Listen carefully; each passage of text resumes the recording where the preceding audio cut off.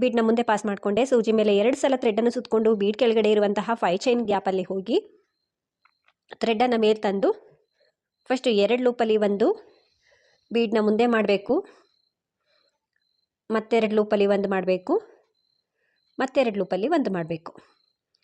ಕಂಬ ಆಯಿತು. ಕಂಬ ಆದಮೇಲೆ ಅಂದರೆ ತ್ರಿಬಲ್ ಕ್ರೋಶ ಕಂಬ ಆಯಿತು. ಕಂಬ ಆದಮೇಲೆ 3 ಚೈನ್ನ ಹಾಕಬೇಕು. 1 2 3.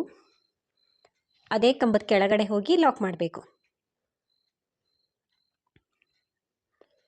ಮತ್ತೊಂದು ಬೀಡ್ನ ಮುಂದೆ ಪಾಸ್ ಮಾಡ್ಕೊಳ್ತೀನಿ.